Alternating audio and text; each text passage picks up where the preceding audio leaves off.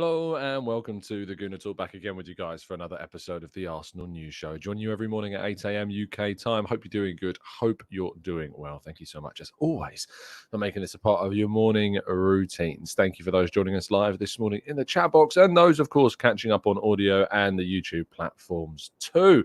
Let's jump into the chats. Let's see who StreamYard's decided to give the honour to this morning. Martin, good morning to you, to Blackshine, to Carl, to Johnny, to Olu.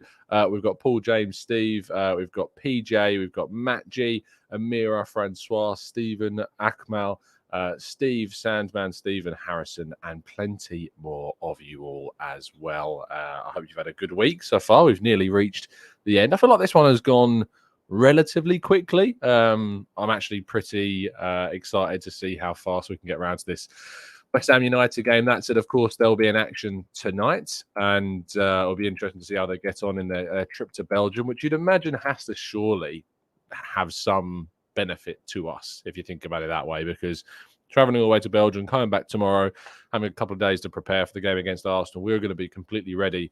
You'd hope that this is going to fall in our favour. He touches wood and keeps fingers crossed that is certainly going to be the case. Let's crack on with today's slides, though. First of all, yesterday evening, I was joined by Bailey and Albert to have a chat about the things that we've got wrong this season, reflecting on some of our thoughts and theories that have turned out not to be so accurate. It's always good to reflect upon the things that you didn't think were going to happen, or you did and didn't happen, and kind of hold your hands up sometimes in a positive way to see what can actually happen if maybe you put your egos aside for a second and admit that not everything you think regarding Arsenal is always going to be right. And we covered some really good topics and heard some really good topics as well from the chat box that created plenty of discussion. So if you've not yet given that one a watch, I recommend you go and listen to it. It's the last upload on the channel. A cheeky plug also from myself, a piece that I wrote last night that I have to say I rather enjoyed writing. If you've not given it a listen, or rather a listen, I suppose you could listen to it if you have that thing on your phone that lets you read articles out to you. But if you haven't given it a read yet, I recommend you do. Link to it is in the description. It's a piece surrounding why so many want Arsenal to bottle their Premier League title challenge with Man City, because I think we've all come to experience and see a lot of rival supporters turning around and saying, oh, I hope Arsenal bottle it. I hope I can't wait till you crumble, etc., etc. So I thought I would dive into some of the reasonings behind why so many people want to see Arsenal bottle their Premier League title challenge. So go and give that one a read if you haven't done so already after the show, and hopefully it'll make you smile. Now, Chelsea didn't win 3-0 last night.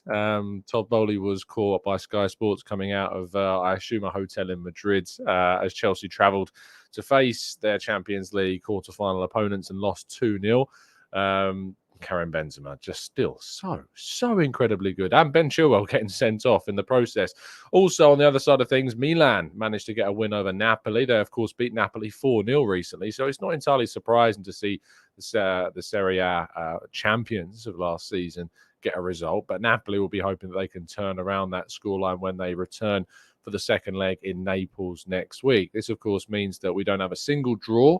All of Bayern, Benfica, Chelsea, and Napoli are on the back foot going into the second legs as Inter Milan, Man City, Real Madrid, and AC Milan look to progress through to the next round of the competition. Of course, tonight we have the UEFA Europa League, and in tonight's quarter-final, we've got Feyenoord against Roma. I'm back in Feyenoord, maybe to surprise a few and get a result there. Juventus play, of course, the people that knocked out us from the competition, Sporting. Manchester United play against Sevilla, and Bayer Leverkusen, face Union Saint-Gilloise. Now, in the UEFA Conference League tonight, we've got some more fixtures as well. Quite a few, in fact. Ghent, of course, I've already mentioned, face West Ham United, our opponents for the weekend. Basel are playing Nice and Nicola Pepe, of course. Lech Poznan are playing Fiorentina, and Anderlecht are playing RZ Alkmaar. So plenty of football going on this evening, and we got to hope that Ghent really do kind of test West Ham throughout. Popeye says, didn't you pick Napoli for the title? I did indeed. So I'm kind of hoping they turn things around, Popeye. I'm hoping Napoli really do. But without Victor Osimhen, who's injured at the moment, is a big blow to them. So without their star striker, it's a tricky one. Daniel says, why do you pronounce Milan like Milan? I'm pretty sure that's the correct pronunciation, but maybe our Italian listeners can tell me I'm wrong. Arsenal are set to obviously play in the Youth Cup final against West Ham. The date for that has now been set to April 25th at 7 p.m. So it was set to be played on Saturday the 29th in the evening. Of course, that was supposed to be the same day as the day Arsenal were going to play Chelsea, but they've brought the Youth Cup forwards. It's now going to take place on April 25th. And Arsenal's game against Chelsea in the senior side in the Premier League, of course, is going to take place on Tuesday, the 2nd of May. That weekend's now being completely cleared of Arsenal and Chelsea fixtures with the situation we find ourselves in with the preparations of the policing for the King's coronation the following weekend. That's why we've had to see some changes. Now, Bukayo Saka has done a long read on the Arsenal website. He talks about the Liverpool disappointment. He talks about Mikel Arteta. Goes on to talk about the title race with Manchester City. To give you a few quotes from this, he says on Arteta that he's taught me a lot. I have to thank him for the way I'm developing, because a lot of it is because of what he's doing for me. On the title race, he says, as players, we really want to do this. We know that everything is in our hands and we just have to keep going game by game. If we win these last 8 games and get some good results, the title can be ours. So we just have to stay focused. It's a long season and we have to be consistent all the way through. So that's what we'll try to do. You can, of course, read the full interview that Bukayo Saka has done on the Arsenal website. So I encourage you to go and do that. Ismail Bennacer is a player, of course, moving into the transfer section that we have of this morning's show, a player that has been linked to Arsenal. And Calcio Mercato, salt shakers at the ready, have suggested that apparently Arsenal tried to sign the player in January. However, we're told that the player's intentions were to stay with the Serie A club. Of course, Ismail Bennacer is formerly of Arsenal, came through in our youth academy, but we allowed him to leave for Empoli before he then moved to Milan. We did have an option to actually have first refusal on that Empoli move, but Arsenal opted against it. Ismail Bennacer, who I probably spelled incorrectly on the slide. I think I've just noticed I have. Yes, in fact, I have. There we go. Ismail Bennacer will not be moving to Arsenal in the near future. He has only just signed a brand new contract as well, to be fair. Now, La Parisienne have also claimed regarding Arsenal's midfield search that they made an inquiry about N'Golo Kante. Kante, of course, who's at Chelsea and has a lot of big decisions to make in the summer regarding his future. He's been significantly injured for a period of time.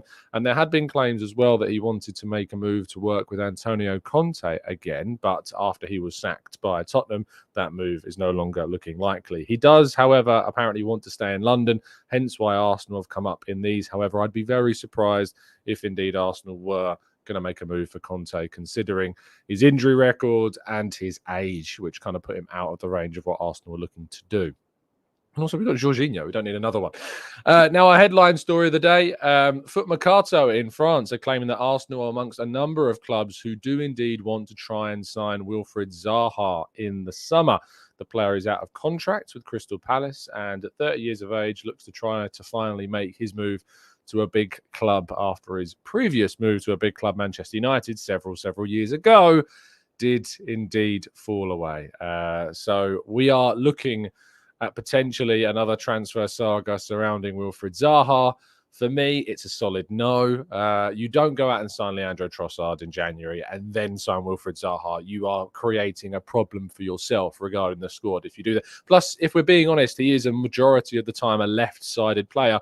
We've got Martinelli, Smith Rowe, Trossard that can all play on that left-hand side. If we're looking to bring in a forward, we need to make sure that we are looking at looking to move for a right-sided player, someone that can be kind of a more competitive player for Bukayo Saka. So Wilfried Zaha is a no in this instance for me. Now, of course, I need to tell you before we move on to part 2 and your questions about the Football Prizes competition, you can win a signed and framed Bukayo Saka shirt, UK only, link down in the description.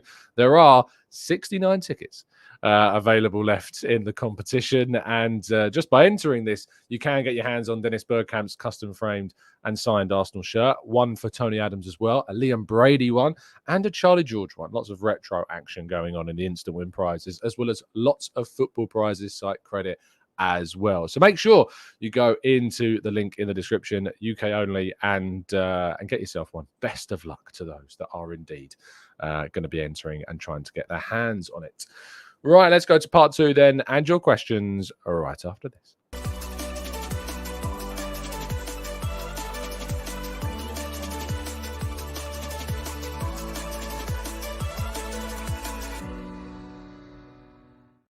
Okay, let's go into the chat box then and see what you guys are saying. Paul says, a foreign paper talking about a London-based player being taken seriously and Zaha not coming to Arsenal. Yeah, it's kind of my rule that I've educated you all on.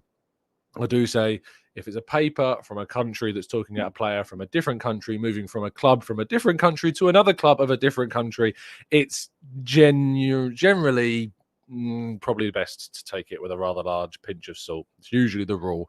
There are some exceptions, granted, but I would be shocked if Arsenal moved for Wilfried Zaha this summer. But I've been shocked before. I was shocked by Jorginho, so who knows? You can't rule anything out entirely.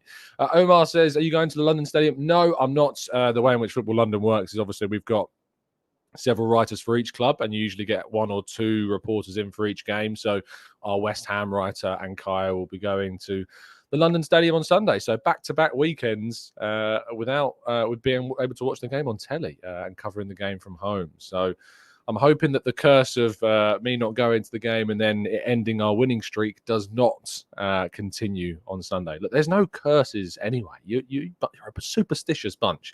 You need to put your superstitions to one side. Abe says, could we sign Gavi on a transfer? I assume maybe that's a free transfer.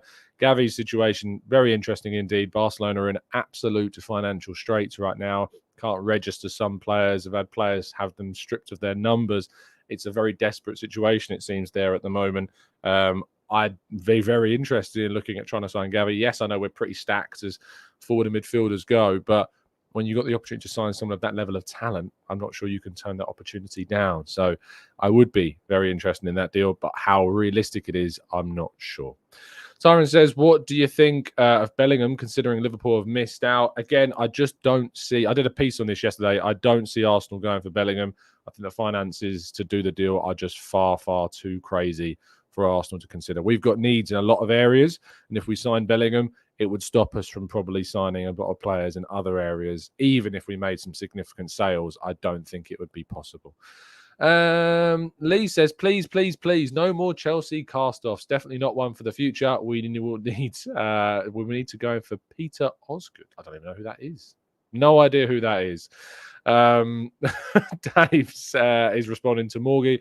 Says, know where you're coming on from, my friend. I just don't think we have the space for him. What's Morgie saying?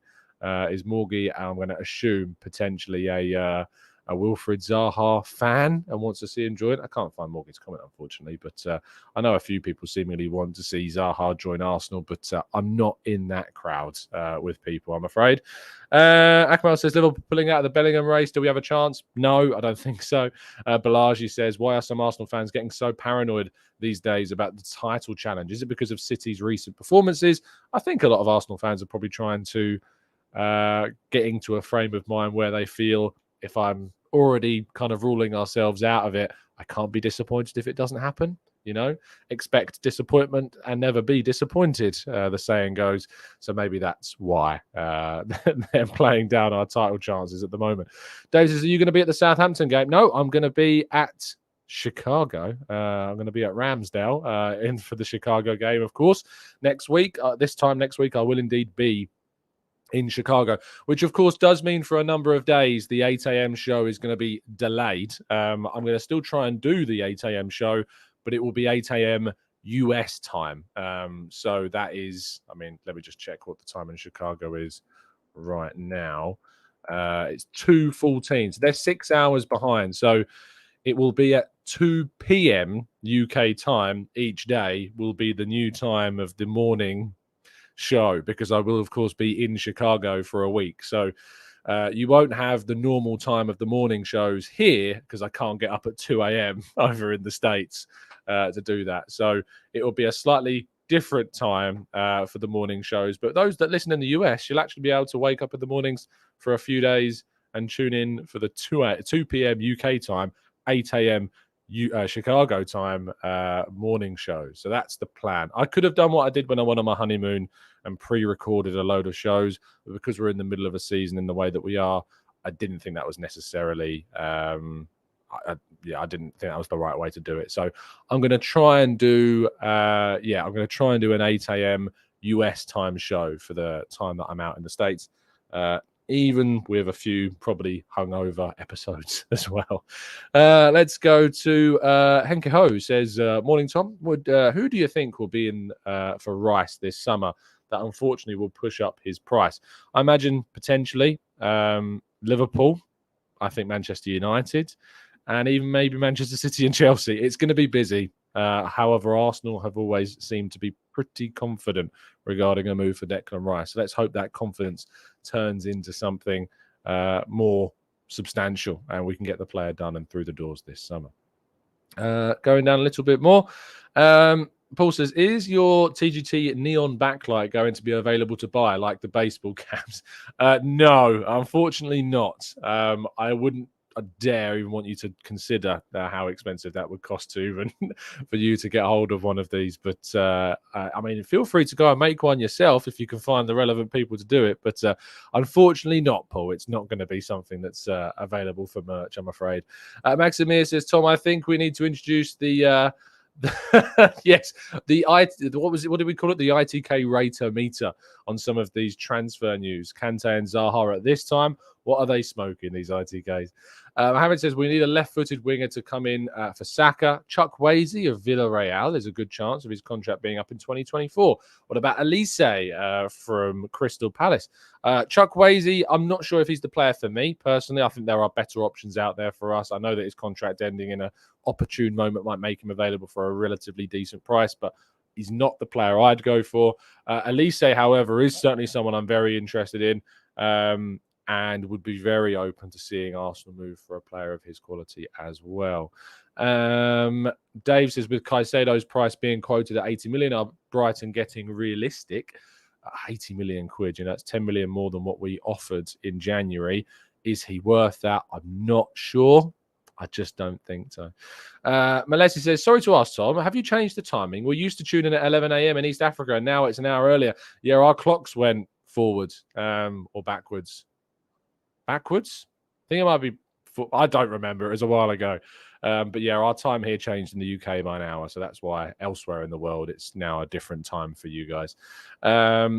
Yoni says, Tom, if we only make 3 signings in the summer, what kind of profiles would you like to see join? 2 central midfielders and a right back is what I would like to see. That's what I would be asking for. Manu says, did you think Anguissa deserved that second yellow as a football player? You just feel sorry for him because he couldn't expect that. I haven't actually seen that challenge. I was watching the other game. Let me see if I can quickly get a clip of the Anguissa challenge. I can see it here. It's on BT Sport. He's running into the player. Is that Teo Hernandez that goes? It looks like that is an unfortunate coming together, isn't it? Can I get a replay? So Teo Hernandez running through. Anguissa does not get the ball, does he? Oh, does he get the ball? I can't. It's difficult. I don't think he does. No, I think it comes off Teo's chest and he just puts his leg across. It is unfortunate. Unfortunately, I think that is just one of those where it's an unlucky yellow card. So, yeah, I think it probably is a yellow because his foot's high and he's still coming into the player and the player gets there first. It's a late challenge is when the other player gets the ball first and you then arrive late. No matter, it is unfortunate, but yeah, I do think it's probably a red card. Clocks went forward. Thank you, people. So, this is when I scroll down the chat and see everyone responded to something I said 2 minutes ago. Spring forwards and fall back. Yes, that's the way to remember it, indeed. So because our clocks went forward here in the UK, it means that it was obviously 7 a.m. when actually it was 8 a.m. So a lot of you guys in other parts of the world had unfortunately missed the show because it was done an hour before. I did give people a lot of warning about that in like the 2-3 days leading up to that point. And yet some people still were like, how come you never told me? I'm like, I did tell you. I definitely did tell you. Dave says, anyone from the German league catching your eye? Florian Wirtz continues to be the player that I really like from the Bundesliga, currently playing at Bayer Leverkusen. Anyone else that's catching my eye in the Bundesliga at the moment? Rafael Guerrero is out of contract at the end of the season. He is now, I mean, he's not a young player by any stretch of the imagination. Rafael Guerrero. He is how old? He's 29. He turns 30 in December. If we were to lose Kieran Tierney, right? If we were to lose Kieran Tierney, I would be very open to seeing Rafael Guerrero coming in potentially as a replacement for Tierney on a free transfer. I think his contract runs out at the end of the season. I might be wrong. It does. So it runs out at the end of this season. If I was Arsenal, I'd be very, very conscious of seeing if you could grab hold of someone like Rafael Guerrero as maybe a Kieran Tierney replacement, who then you don't need to spend loads of money on, who's already ready to come in if he needs to because he's of a Champions League level player. So, yeah, I think that is potentially one to keep an eye on, Dave. And I know a few other people like Sane, Thuram, Gnabry, Gravenberch, of course. Kolo Muani is another one that a lot of people like too. I quite like him as well. I know Clive likes him a lot also. But yeah, for me, Bundesliga players, Florian Wirtz continues to be a player I really like. And I'd be looking at Rafael Guerrero as maybe a Kieran Tierney replacement to come in and be a competitor for Zinchenko, because I think he could potentially transition into that role that we've been using so well on that left-hand side. So, yeah, maybe one to consider. Thank you for listening. I know this has been a slightly shorter show this morning. I've got a lot going on today, and I can't afford to stick around, unfortunately. But I really appreciate everybody tuning in, as always. Do drop a like on the video. Do subscribe to the channel if you're new. I did a show yesterday evening, all about things I've got wrong, Bailey's got wrong, Albert's got wrong, and yet we're very thankful that we did so. I'll be doing a preview show tonight, 6 p.m. as well. So 6 o'clock tonight, there'll be a preview show. I have dropped a message into our Discord server. I've not been able to check if we've got responses yet, but if you would like to, of course, come on the show, which I can see Chris is certainly up for it. So hopefully Chris is going to come on a little bit later, plus a couple more. Then let us know in our members Discord server. So thank you so much, as always. Mark, potentially golf, but not straight away. But maybe a little bit later on today, I might get out to the course at some point. It is my day off. So you guys, take these opportunities when they fall. Thank you for listening, guys. I'll see you again very soon. Have a fantastic Thursday. And as always, up the Arsenal.